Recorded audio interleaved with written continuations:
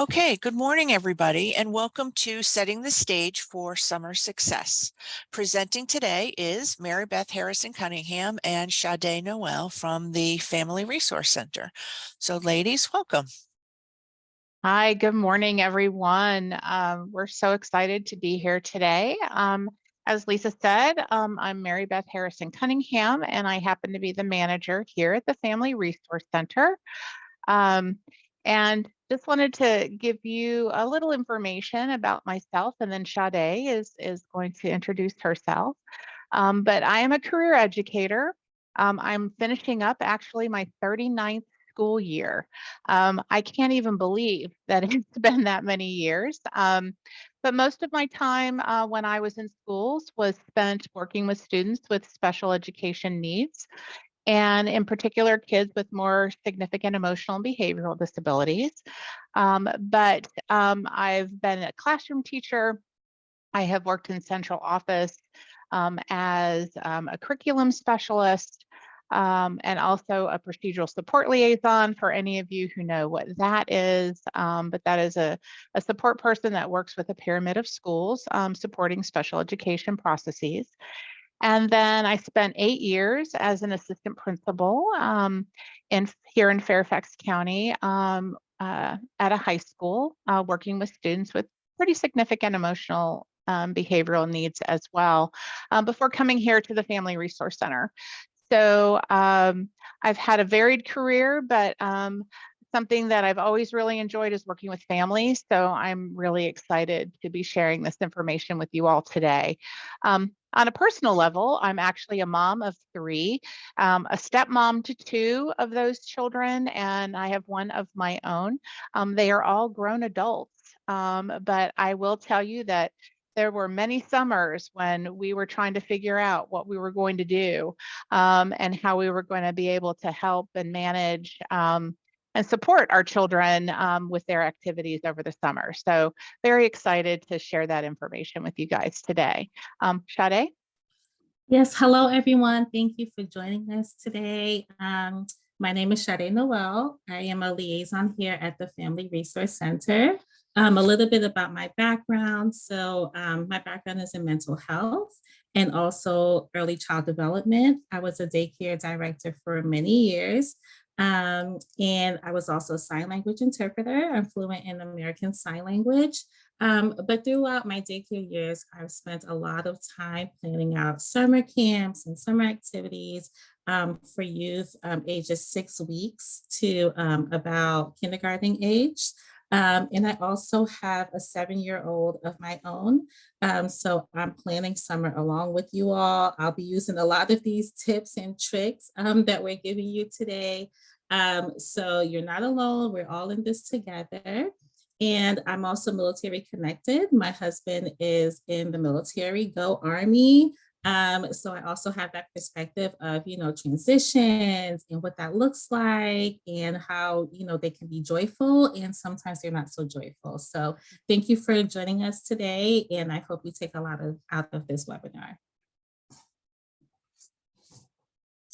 Okay, so here are our outcomes for today.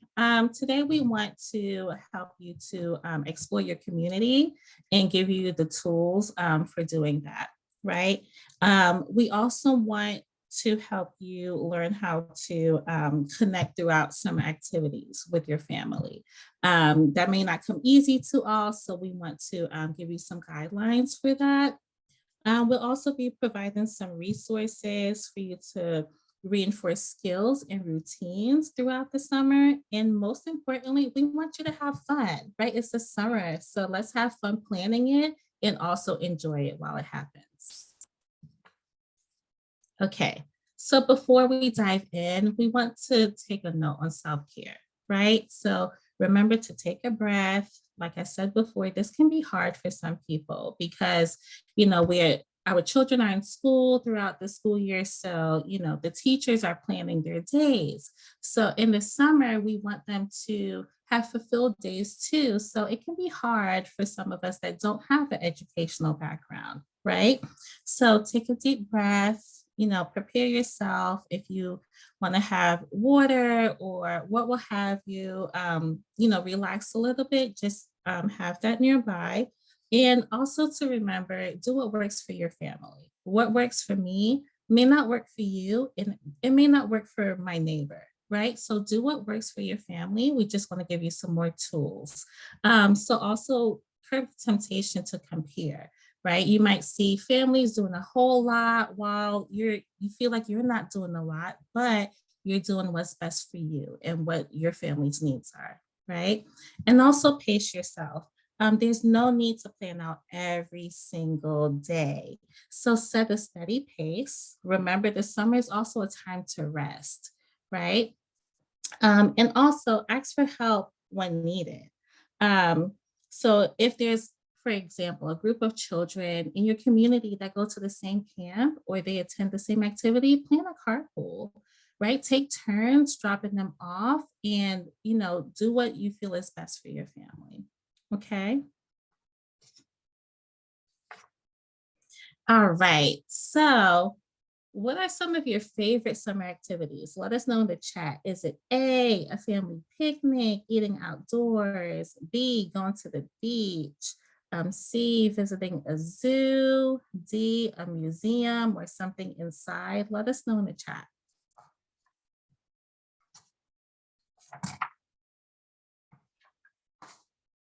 B, yes.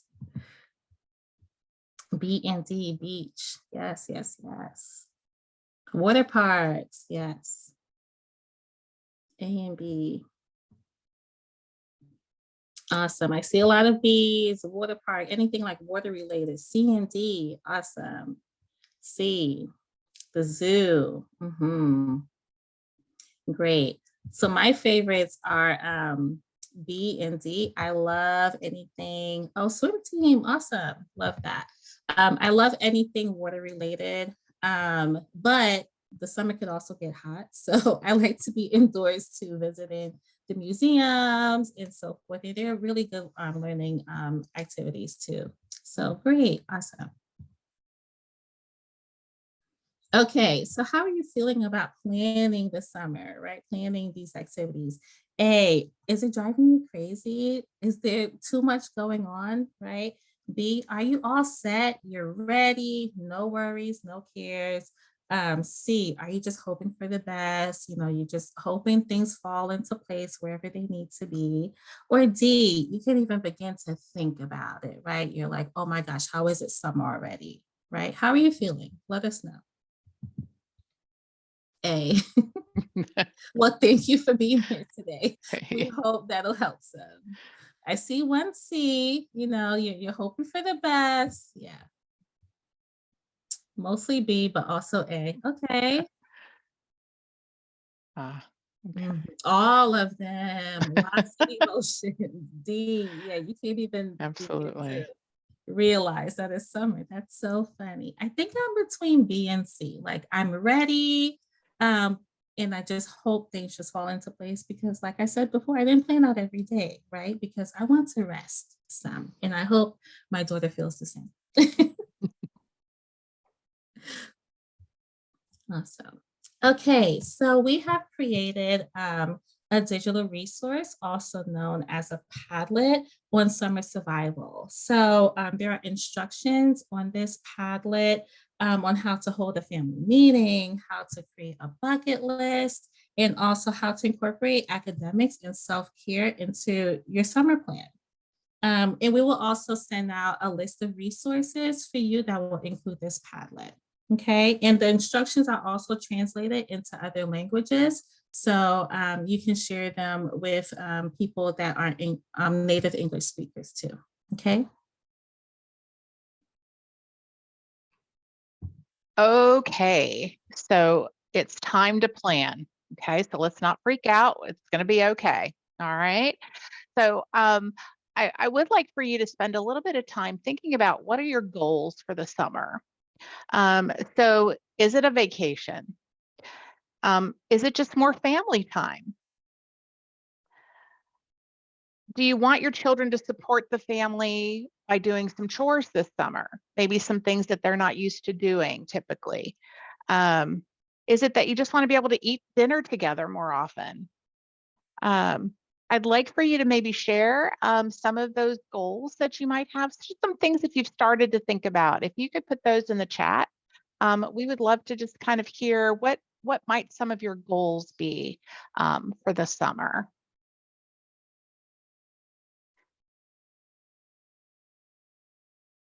Okay, all the things. All right, absolutely. Are there things I didn't mention that you may have been thinking about? You know, is it that you want your child to do some review over the summer? Oh, I love this sensory related exposure. I love that. You know, vacation plus maintaining academics. Totally understand that. Family games, right? Sometimes we just during the school year don't have time to get to do that. Switch off camp so can have one-on-one time with each child. I love that. What a great opportunity. I love to play with dirt and sand, right? And water. So much fun. Teaching them what they didn't learn in school. Oh, I certainly understand that, you all may have some concerns about, just some loss that our students have had over the course of the last few years. So completely understand. Okay. No, thanks for sharing, everyone. So I want to spend just a little minute talking about just the art of the family meeting. And as Sade mentioned, in the Padlet that we created, there's actually a video and some instructions around how to create kind of a family meeting and what that might look like. A calendar is a wonderful place to start. And what a calendar does is it allows you as a family to kind of plan what's happening on a daily, weekly, or monthly basis. You can record, if you have camps going on, and where is that camp and what the times of that camp might be. If there's a family vacation coming up, other planned commitments, maybe you're taking a small trip to visit family or friends.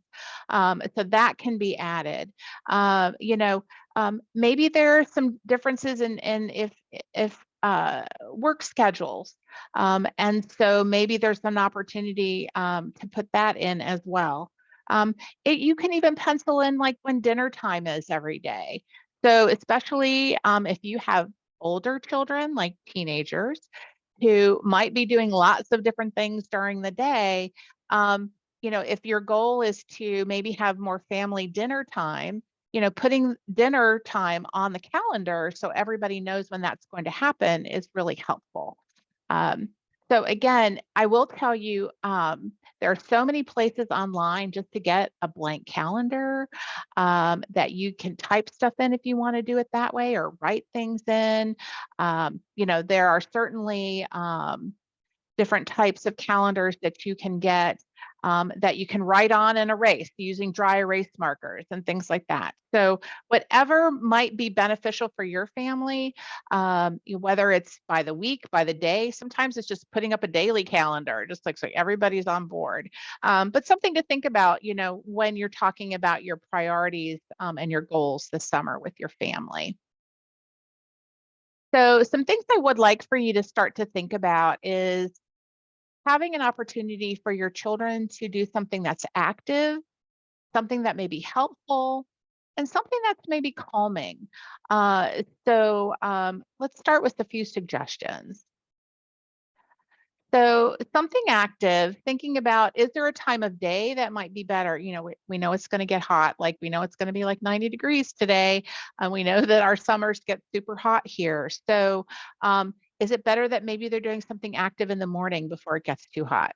Or like if water play or things like that is something that you're doing with your family, maybe that later afternoon might be a better time. But thinking about movement, Thinking about, is it an opportunity for your children to kind of get loud and just enjoy and run around and experience something, making sure that that might be something fun, something that they might like to be doing. When we think about something helpful, this is where maybe chores start to come in. And I'm going to spend some little time a little bit later in the webinar talking about chores. But what time of day might a child doing something helpful be helpful for you? Is it, dinner time? Is it helping set the table? Is it helping clean up the dishes? In the morning, is it helping to make their bed? Helping with laundry? Are there projects that maybe your family's working on in your home, and it's something that they can do to support that? And certainly there's always opportunities if your family likes to do community-based activities. Are there opportunities in helping others, volunteering? I often suggest especially with teenagers or kind of middle schoolers up, are there opportunities for your child to volunteer and do community service? And so there's lots of opportunities there for them. And, even for your younger children, how can they help others? So that may be something that you would like to think about. And then something calm. Maybe that's right after lunch. Maybe that's right before bedtime. We know, and I will say the dreaded screen time, because we know that we often battle that, especially when our children are say not in school and not have things that they need to be doing in the evening. And so screen time, they may be pushing you a little bit for more screen time. But I will share with you that research has told us that screen time right before bedtime interferes with bedtime and sleep. And so, I will say that 1 to 2 hours before your child would go to bed, would be a time where they could just do something that's more calming. Maybe it's reading, maybe it is a family game, something like that, but not doing screens before bedtime is really important, just for your child to be able to get into that good REM sleep at night. All right. So speaking of sleep, let's talk a little bit about it. I will share with you that we were so fortunate to do here with the Family Resource Center a webinar with our friends at the National Institute of Mental Health and their sleep study team. And we have a 2-part series that we've recorded from earlier this school year that is on our YouTube channel. And we're going to share that link with you. So if you're interested in hearing more about sleep and kind of the whole biology of sleep and what good sleep means and looks like, we really ask you to tune in to listen to that. We won't get into all those things right now, but just some things for you to think about with regard to sleep. I think first and foremost, keeping that good bedtime routine is really important, even in the summer. It's so hard for kids to transition back in the fall if they've not had a good sleep pattern in the summer. So just be mindful of that. Certainly, if they stay up a half hour or an hour later, that's not going to hurt them. If they have no bedtime, that could be more hurtful. So just be thinking about that. Helping kids understand, that sleep actually gives us fuel, right? Mm-hmm. It gives us an opportunity for our brain to recuperate, gives our body time to recuperate.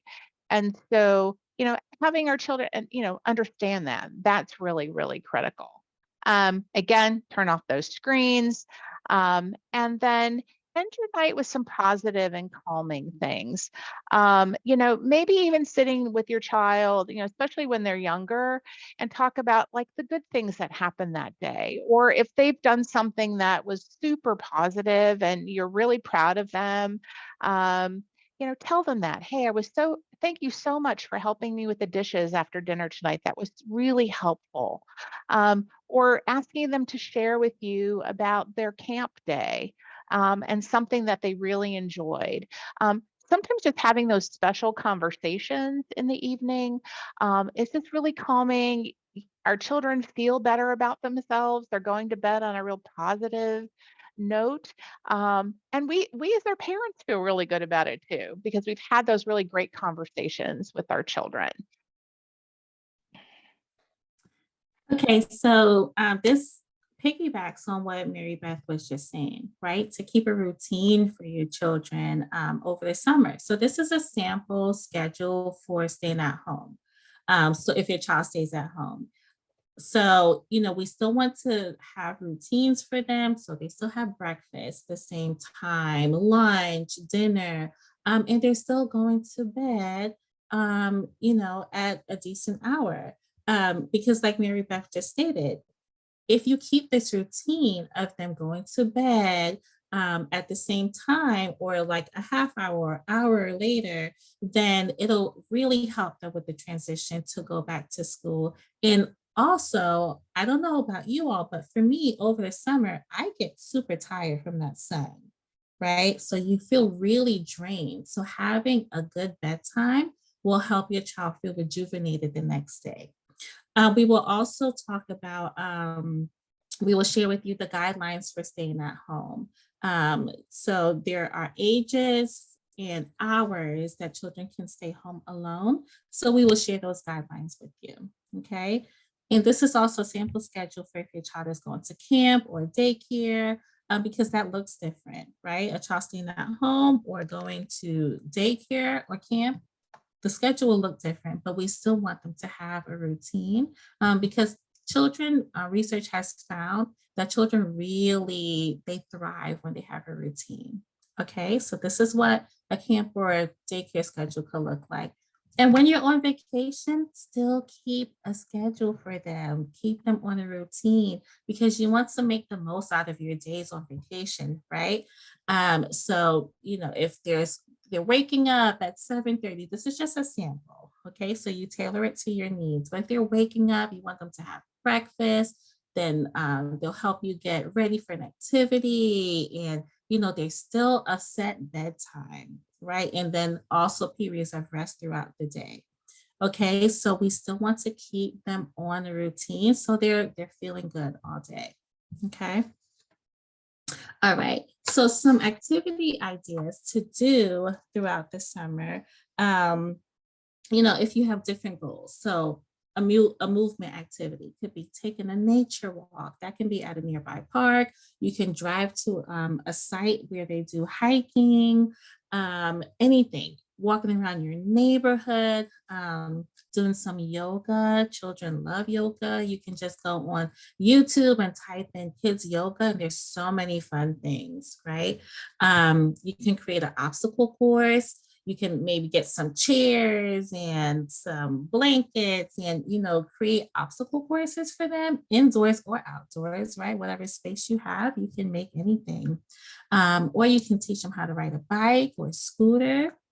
Some positive interaction, so like quality time, right? So family game time, whether that's inside or outside, family walks, even if it's short, long, hiking, one-on-one time with your kids, like somebody mentioned in the chat earlier, scheduling camps on different dates for children so you can have one-on-one time with one child. That's an amazing idea. You can also make something together. You can get little jewelry kits or these crystal kits that are amazing. You can draw together. You can cook together, right? Anything, any quality time with your children. Some responsibilities. So Mary Beth will dig deeper into chores later on, but chores are important, right? And they're appropriate, right? And also helping with siblings so they can maybe prepare their clothes for the next day or to help children clean up that are younger than them and so forth. And also doing some schoolwork. So we'll also get into some resources that FCPS has for schoolwork for over the summer break, sorry. So you can do ST Math, Lexia, there's a few different things, right? Also some quiet times. So whether that's reading, doing little crafts, puzzles, or just having independent play. They're all amazing ideas, okay? All right, So this is how you can find out about more activities and events in your area, to include some hiking trails that I was just mentioning. So these are some of our suggestions from the Family Resource Center. You can follow us on Twitter and Facebook. We repost a lot of things. We're very active on there. So if there's something going on in the community, we'll post that, and so forth. Okay. We also created the Padlet, like I told you, on summer activities. Don't worry about writing all of these links down. We will send them to you with a resource guide that we'll email to you. Okay. We also have a summer camp guide that includes general camps. And we also included special needs camps. So if your child has ADHD, there's a camp for that, right? If you're experiencing grief, there's a camp. So we have a lot of good resources to share with you. There's also an adaptive recreation guide that will also help children that have different abilities. And there's some camps on there also. Okay. And we invite you to get on social media. Social media is huge when it comes to groups, right? Parenting groups, neighborhood groups. So then you can connect with people in your community that maybe have the same interest as you, right? And then, like I said, you can ask for help, right? So if you're all going to the same camp, doing the same activity, carpool, right? So that's some help right there. You don't have to do it all alone. Also follow some local organizations, social media pages, because there's always events popping up. The summer is a hot time for a lot of events. They know that children are out of school, and they know that, you know, you're looking for things to do with children. So follow these pages so you can get more unique ideas. And then also you can call us, contact us, let us help you through it. We'll put our email in the chat. Contact us. We offer free and confidential consultations. So let's help you with it, okay, if you're still struggling. All right. Okay. So let's talk about some chores.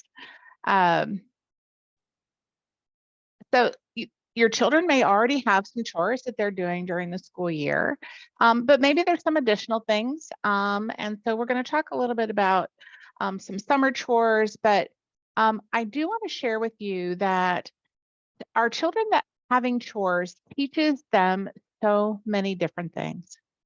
It teaches them first and foremost responsibility. It teaches them time management. It teaches them finishing a task through to completion. It teaches them to be a team player, because oftentimes we're asking our children to do chores in tandem with maybe a sibling or even with ourselves. It teaches them so many things. And in fact, what I will tell you is employers appreciate all those skills that chores teach, because that's what they're looking for in their future employees. So something to think about. I know maybe you have a 5-year-old and you're not necessarily thinking about them going out into the world and working yet. But I will tell you that building those skills from a young age will only help your child be a more responsible, creative adult. And so that is something that I know we as parents really want to support our children in doing. So for summer chores, let's think about for a minute some things that they can be doing, whether that's organizing their toys, and that can happen, you know, from our littlest ones, you know, and so switching out toys, maybe they've outgrown some toys. And this is an opportunity to actually contribute back to your community. You know, are there some toys that your child they don't play with anymore, they've outgrown? Could they pull those toys together and donate those to, you know, Goodwill, to a local shelter? You know, it's a really great opportunity to teach even giving back to your community with regard to just that one activity. Maybe your child is and your family is interested in having a new play or learning space in your home. How can they help you organize that? What would they like to see in that space? So things like that to think about. I'm going to show you a chart in a second just to give you some ideas about age appropriate chores. But I will tell you that children as young as 18 months can do chores. Now, I know that sounds funny, but when you think about it, I worked with a family not too long ago whose 18-month-old was so interested in the washer and dryer.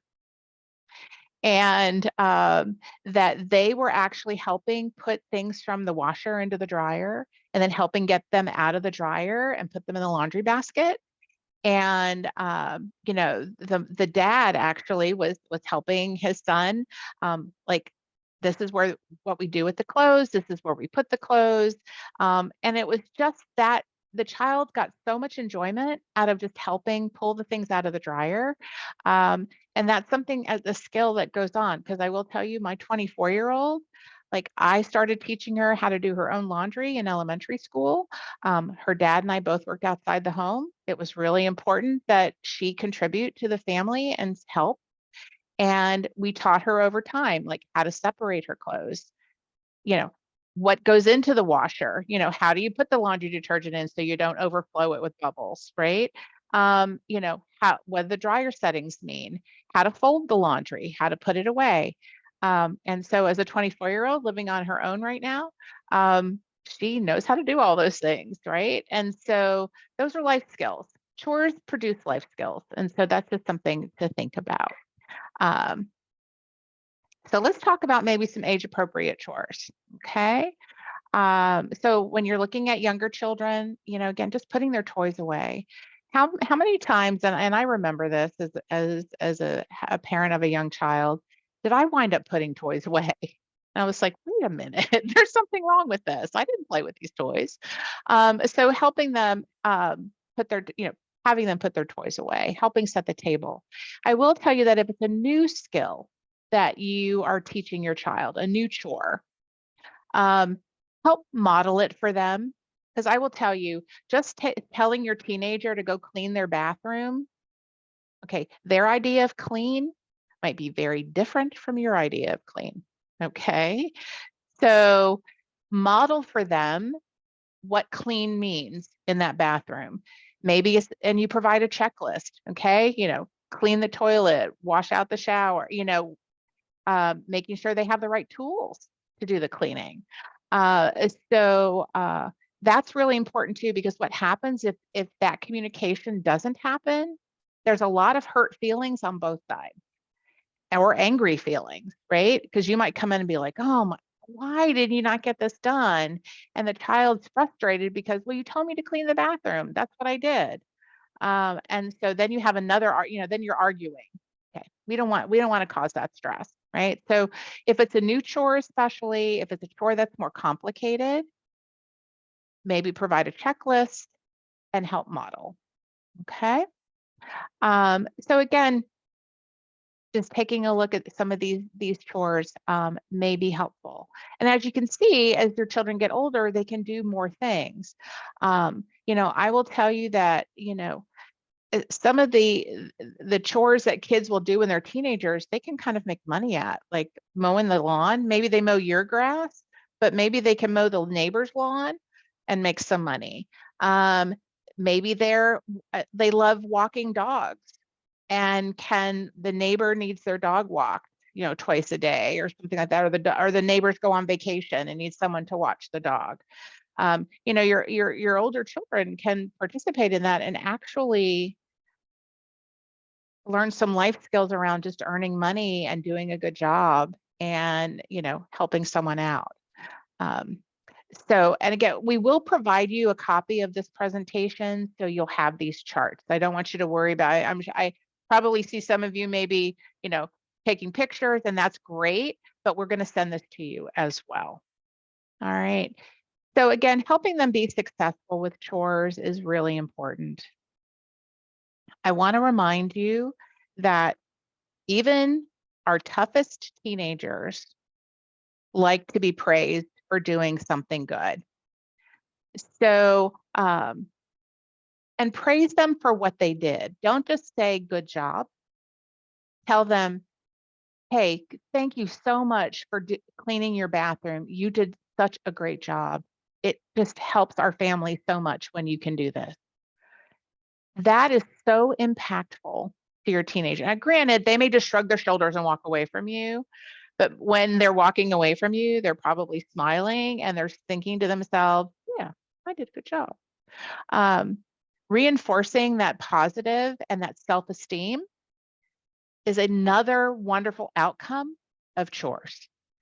It helps to build our child's self-worth and their resiliency, and perseverance, which are all these skills that we know we want our children to have. Okay.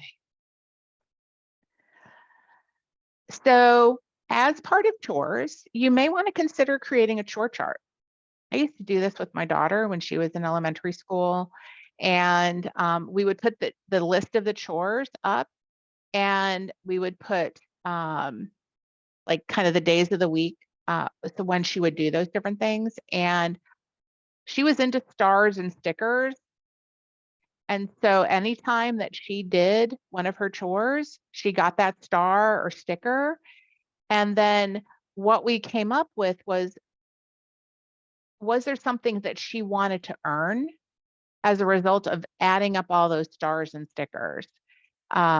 And that was really motivating for her. And it wasn't necessarily, sometimes it was money, like because she wanted to go to the craft store and buy something that she really wanted there, or it was going just to Target, or, going, out to dinner, like getting to pick where she wanted to go to dinner, or going out for ice cream.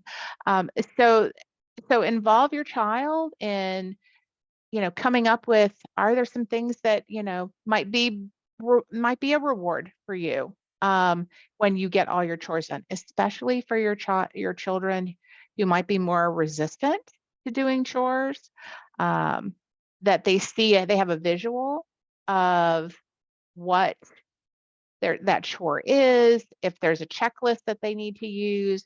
And they also then have that visual of, wow, look at this. I've got all these stickers, or I have all these stars.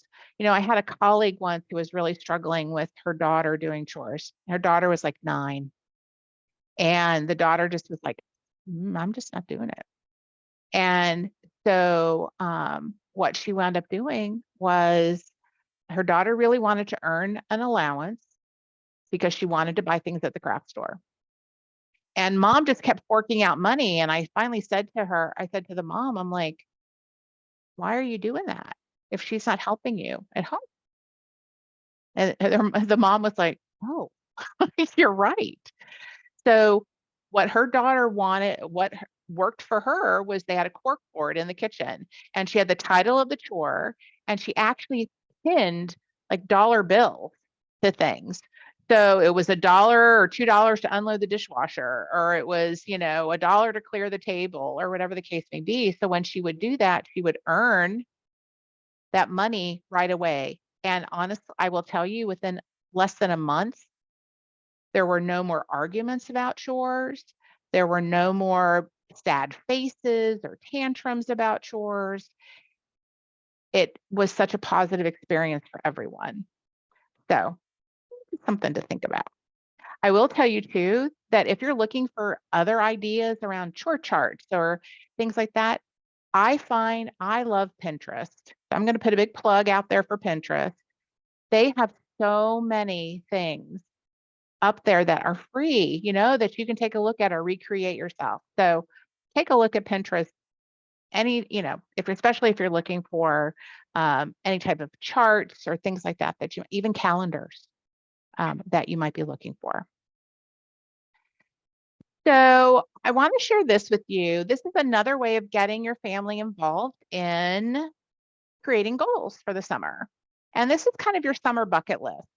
what do you guys want to do over the summer? What are our goals? What do we want to do? And so I love the middle one here, which is summer like a bingo, which is kind of fun. And then when maybe when the family gets bingo, you have a special activity that you do together. But it's so nice to just recreate this and think about, what do we want to do over the summer together? I love the bucket list that you can see over on the left there, like making tie-dye shirts. Like, how fun is that? Going to a farmer's market, making slime. We actually have a video on our YouTube channel about how to make slime. And eating a snow cone. Like, how fun, right? And it can be little things. It can be little things, but what it does is it gets your family excited about doing things as a family. Okay. How many times have you heard your children say, "I'm bored"? So bored. Let's talk about a board jar. This gives your family an opportunity to come up with things that they can do when they say they're bored, right? So it's not you're sitting there having an argument with them or giving them a bunch of suggestions in real time.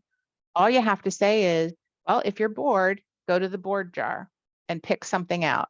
All you need is like a mason jar or a cup, popsicle sticks, and some markers.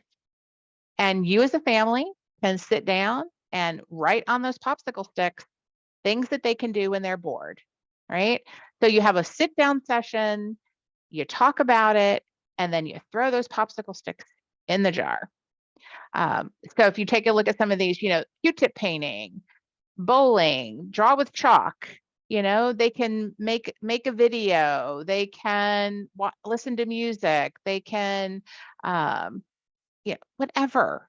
But what it does, because we know that a lot of our families, both parents may work outside of the home. And even if you don't work outside of the home and you are working inside your home. And there are things sometimes that we have to do as adults that we have to be able to do, and our children need to be able to, as appropriate, be able to do some things independently. So this gives you an opportunity to not argue with them, or maybe you're teleworking. Like, I just remember this, you're teleworking and they're running at you, you're in the middle of a meeting and somebody's coming in, "I'm bored, I'm hungry." And so all you just have, I worked with a colleague who would just put up a sign and say, "board jar," like not even talk, and just put up a sign and said to them, and the kids are like, "Oh yeah, I should go to the board jar." So these are fun. And you can get super creative with things that might be in that jar. All right, so I just kind of went through that with you.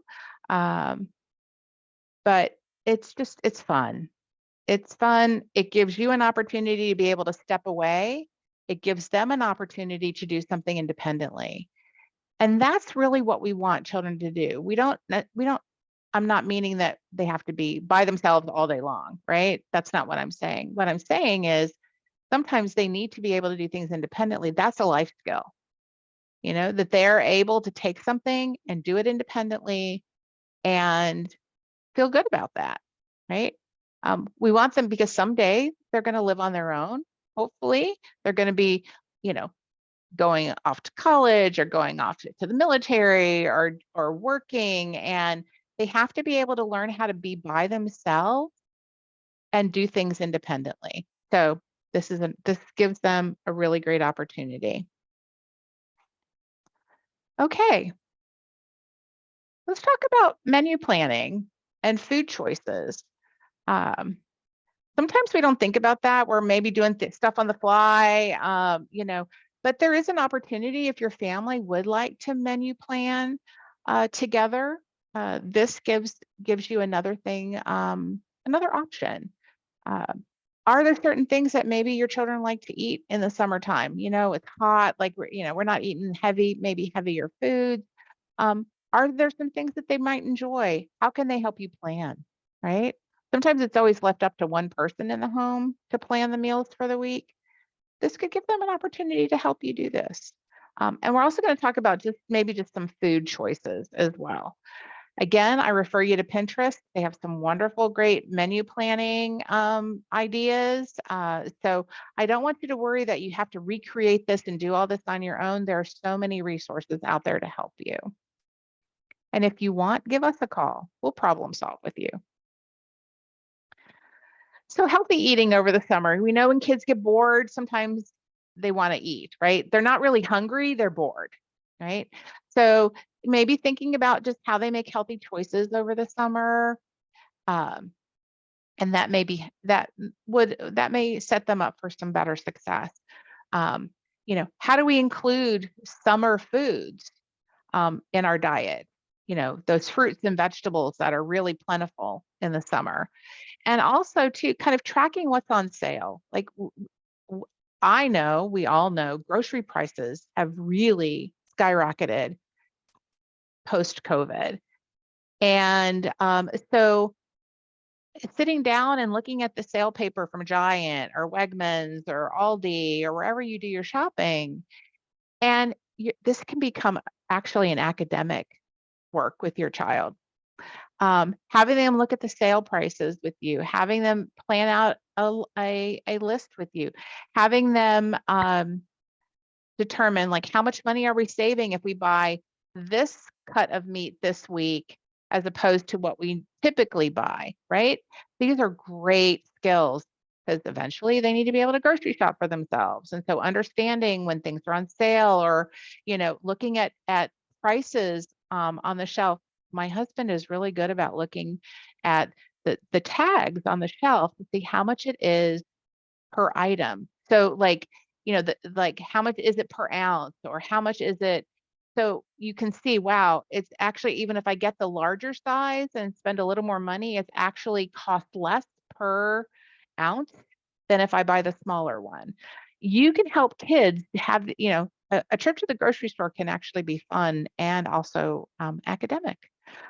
So something to think about there. Certainly working with your children to come up with a food choice system.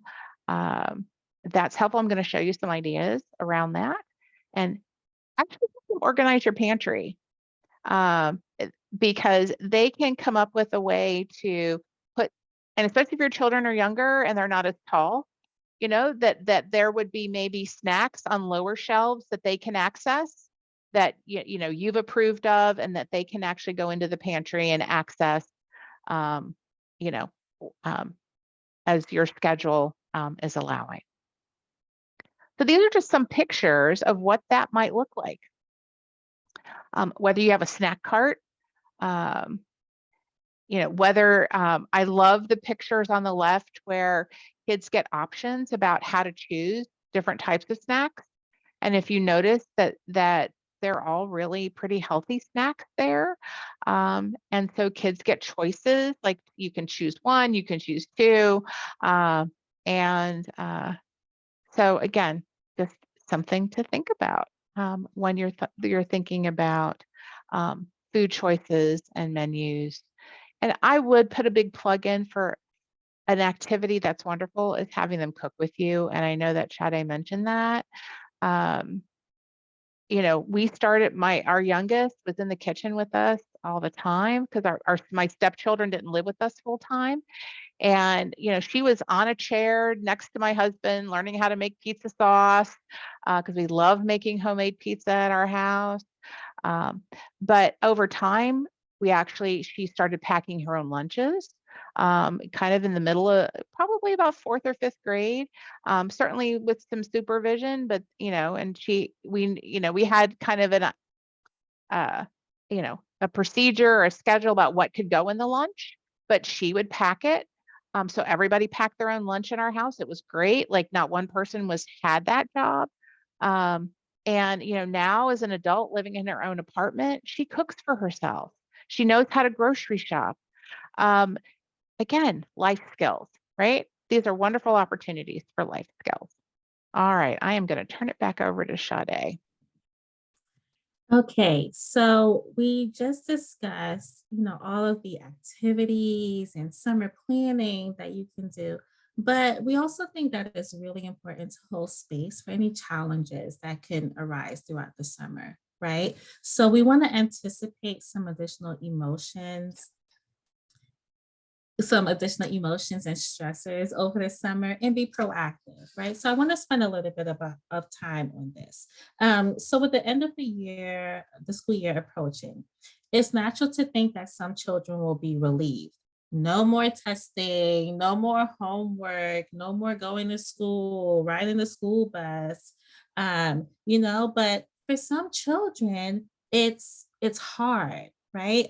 They feel the opposite of that. So it can be really stressful because with a lot of parents working over the summer, some children have to enroll in several week-long camps and daycare, or they're spending time at different families' houses because they're not old enough to stay home alone. So this can mean constant transitions and new rules, right? So it could be long weekends away with family and friends that disrupt their sleep routines, right? Because some people won't follow your same routines that you have set in place at home. So this can be added stress on a child, and we need to honor their emotions when they arise, right? So we often think of summer months as carefree and relaxing, but a lot of kids actually experience an uptick in anxiety during the break, right? Because there's little structure, there's shifting routines, and that can feel really overwhelming. Even as an adult, that can feel really overwhelming, right? So let's go into some tips to be proactive about these emotions. So first, let's get back to basics. So everything we discussed over the course of this webinar. So we need balanced nutrition, right? We just went over that. Nutrition also includes treats. So a popular treat over the summer is s'mores. You can still have s'mores, right? But we still need to balance our nutrition. So s'mores and lots of fruits and veggies, everything that Mary Beth just discussed, right? Plenty of water, right? Because it's really hot over the summer, especially in our area. So we want to make sure that children are hydrated. We don't want them to get dehydrated because that's a different thing that we don't want to have on our plates, right? And having some exercise too. So we talked about movement and what that can look like, right? A consistent sleep routine. We discuss all of these things that are so important, but they're basic things that we still need to be reminded of that help children, regulate their emotions. Unstructured play, downtime, all of these things help your child thrive over the summer. Another thing we talked about was maintaining a sleep routine. Like I just mentioned, when we're on vacation or children are maybe spending time at sleepaway camp or they're spending time with family and friends, sleep can look different because we all don't have the same sleep routine, but we need to be proactive and speak up and remind our children of why sleep is important and how it helps them feel the next day, right? Also setting healthy boundaries. So screens, we talked about this, screens are alluring, right? It's so easy to just say, I'm busy right now, watch your iPad. I'm busy right now. We're putting on a movie. But how often? It's okay, right? But how often are we doing that? We need to really, really set some boundaries with screen time so it doesn't become a babysitter, basically, right? So it can be a lifesaver, especially during like long flights and car rides. But what I tend to do is I don't bring the iPad. Or if I do bring it, then it's in a bag in the front where my child can't reach it. And we talk about what we see, right? Let's talk about what we see on the way. How many red cars do you see? What does that tree look like? Let's talk about the signs, right? Because this is all like academic and they're engaging in their learning without even knowing that they're really learning something, right? It doesn't feel like learning. It just feels like fun. So we just need to set some boundaries, and moderation is a practice, right? So we need to start, like the sample schedules that we showed you, they all incorporate some screen time, because it is important for kids to have screen time, but we need to moderate it, right? So with practice in setting a schedule and incorporating screen time, it helps us with that moderation and setting a healthy boundary. Okay. And quality time, spending time together is really, really, really important. So day trips and travel are fun, but you don't need to spend a lot of money to create lasting summer memories with your kids. More often than not, kids just want to be with their parents, right? They just want to be with their family. So whether it's you're playing outside or you're doing something calm at home, doing some yoga, um, cooking together, right? All of these strategies and activities and tools that we mentioned earlier, these all can be, quality time with your children. Even when you're making the chore chart, make it together. What are some things that you think you can help me with around the house? Right. So just that quality time and really engaging with your children also help with all of the emotions and stressors over the summer. Right. We don't really want to worry about like how that time is spent with them. They just want to be with you more than often, right? But we do want to plan some travel too, because let's take advantage of the children being out of school and we can go out and explore. I truly feel like travel is super important. You learn so much about yourself traveling and so much about the world that we live in and how we can make an impact on the world. So it might be easy for you to do the packing, but ask your child for some help. Make them feel like they're in control, right? Let's put out some outfits that you want to bring on your trip. You can bring one toy. What stuffy do you want to bring? Let's see if it'll fit in your suitcase. That's math. So it's so many things that they can help with. And it might be easier for you to just do it alone. Let me just pack up all of these things. I know exactly what you need, but let them help. It's fun for them, it's engaging, and they like to have control, right? So let's give them that control. Okay. And we also want to slow down, right? Although many kids need daycare and camps over the summer because we're working, there's no need to overload them with extra activities and new experiences. So, if your child is entering into a new child care center or a new daycare or a camp or something, maybe this is not the summer to also start gymnastics if they haven't done it before, right? Because there's so many new things that they're engaging in, and it could be overstimulating, right? So many transitions, so many new things, and it can be hard. And we have to remember that summer is about 10 weeks, right? So we also need to save some time in there to just like let them be. School can be rough, right? So let them be, let their minds be at ease, and give them some grace and some space if those big emotions do arise. And if you have some big emotions that do arise over the summer and you're having a hard time handling them, contact us again, right? We have a lot of resources to help you to manage those big emotions and to also help you be proactive before those emotions start. Okay, so contact us, reach out to us for a free and confidential consultation, and we'll help you be proactive in that. And Mary Beth is going to talk about some ways to help teens with some challenges that can arise. Yeah. So a lot of what Sade just told you can be effective for any age. So those were absolutely wonderful. But I will share a little bit, teenagers, we know that they're their own beings, and, they do have big emotions. They're trying to find their place in the world. They're trying to be more independent from you.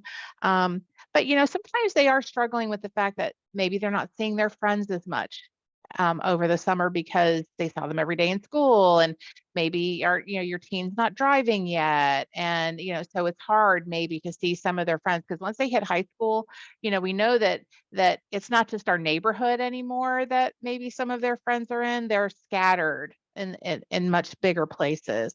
They maybe have a job for the first time. And so that brings a lot of new experiences for them. And so being mindful that, having some conversations around, so tell me what you did at work today. How did that go for you?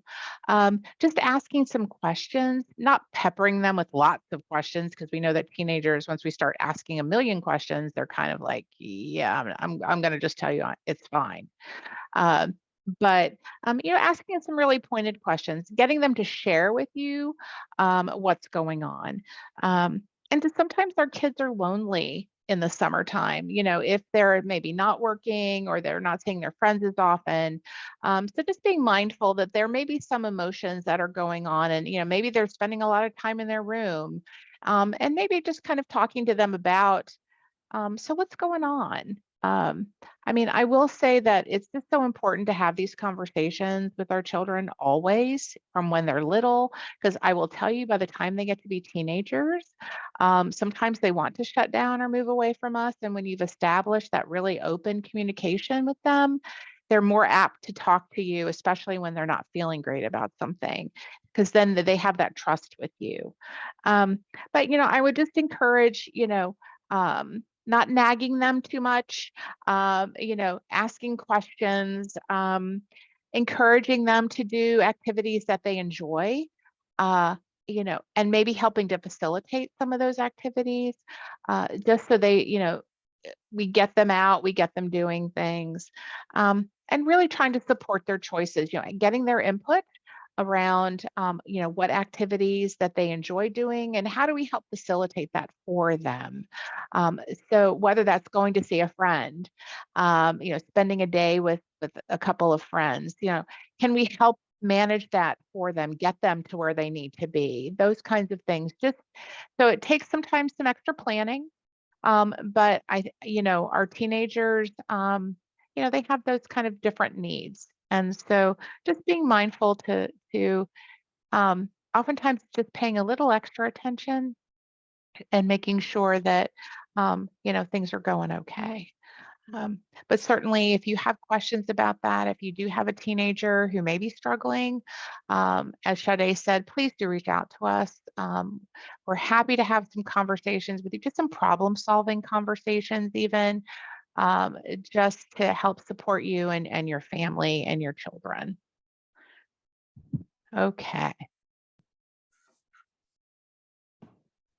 Well, thank you so much. So if everybody could, We're not done yet. I apologize. Nope. Few more things. Yes. Okay, so just a few resources to consider to help reinforce skills and routines from the school year. So the public library has a summer reading program that you can enroll your children in. It's fun, it's engaging, they win prizes for how many books they've read. My family and I do it every year. It's really fun. Then we have digital resources through the school website. They're typically available in the academics and the student links under Schoology. So there's ST Math that they work on in the school year that you can also do at home during the school year, and it's available over the summer. Math Space, we just had a webinar on that last night. So we will send out more information about Math Space if you register for that webinar. But the recording will also be available on our YouTube channel in a few days. Lexia is also online. It's a reading program. So these are all available throughout the summer. If you have any questions about how you navigate those, reach out to your school. The teachers, they work with these things every day. So reach out to your teacher because your child has a unique password and such. So reach out to your school team for that, okay? And the Family Resource Center, we also have a lot of helpful parenting and discipline resources. So 1, 2, 3 Magic, Screen-Free Parenting, Peaceful Parent, Happy Kids, Celebrate Calm, and we're open all summer. You can contact us by phone, email.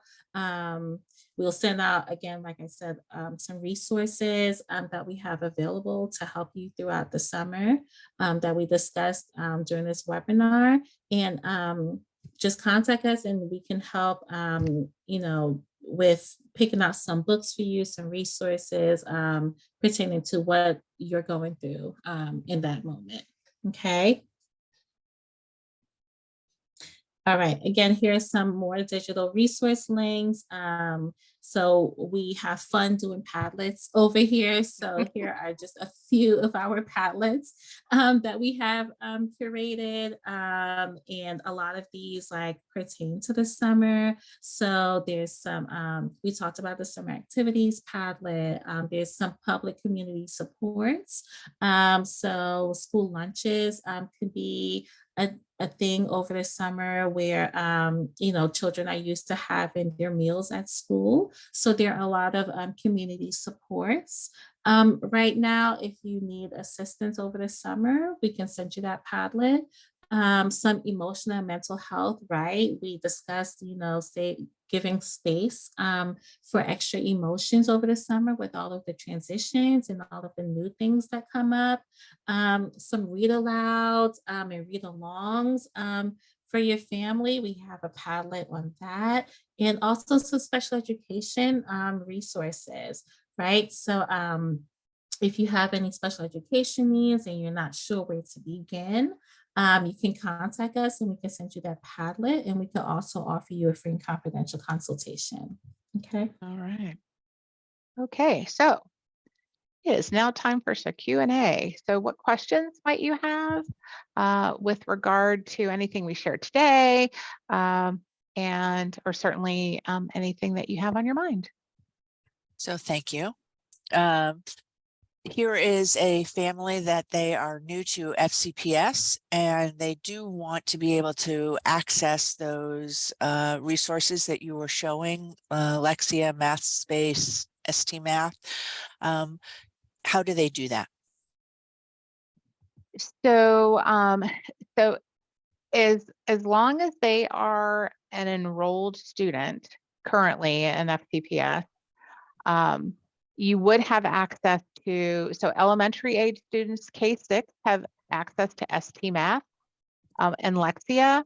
And then our middle, our 7th grade and higher students have access to Math Space. But you do have to be a currently enrolled student because that is part of our online student system, which is called Schoology. So if you're just coming into FCPS over the summer or are brand new and are not currently enrolled, if you want to give us a call, we're happy to kind of put you in, we can get some resources, talk about some resources that might be available to you. But you do have to be a currently enrolled student to access all of those particular resources. Thank you. Another question says that one of the Padlets, the read aloud, says not found. Do we need to make an account first with Padlet? So we can send you the link to that Padlet. It was just a shortened URL. So we will send out the link to that. Okay. Yeah. They are there. Trust us, they are there. But we will include that in an email to all of you with regard to all these resources that we shared with you today. Sade, you answered a question in the chat, but I thought that it might be beneficial for everybody to hear. So are those books shown in the previous slide? So Screen-Free Parenting, is it a book? Those kinds of things. Yes, it is a book. So we have one of those books. Well, we have all of those books actually, in our library. So, and we work just like a library. You contact us and you can check out our materials for up to 3 weeks. So if you're interested in any of those materials, they're all in our library. So contact us and we can check them out for you. Yeah, and since I know we're getting close to the end of school, but school's got a couple more weeks. So if you wanted to email us or call us with the books that you're interested in, first of all, you can access our library on our website. So you go to the front page of our website and you will have our library is online. So you can type in what you're looking for or just an idea of what you're looking for, and books will come up that may be of interest to you. If you let us know what you're looking to check out, we would be happy to send the books to your school librarian at your school, and you can pick them up at your local school. If you want to come take a visit and come out and see our library, we would love to have you here. We are located at the Dunn-Loring Center for Parent Services. So we're located on the corner of Gallows and Idlewood Road in Vienna. And so just down from the the Dunn-Loring Metro stop. But we have about 10,000 resources in our library. And, it's fun. It's a real library. So, we have great tables, wonderful soft spaces. Love to have you come in and take a look at our library. And then, of course, our staff is here and available to you to support you and help you find resources if you'd like to also come in and visit with us. And we are open Monday through Friday, 8 a.m. to 4 p.m. I put the search link in the chat. So if you click on that and bookmark it, then you'll be able to search the materials that we have here at the library. So I'll give it 1 or 2 more minutes. Just put in your questions, last minute questions. We hope that this has been helpful to you. If it leaves you with any wonderings, please let us know. And again, we'd love to support you. If those of you that are maybe joining us today for the first time and are not sure about the Family Resource Center, we offer consultations to you. Of course, as Sade has said, that they're free and confidential. We have our library. And then, of course, you've found us now. You've found our webinars. And we have a very prolific YouTube channel, which is where all our webinars go to live. So you can go back and rewatch things, discover new things.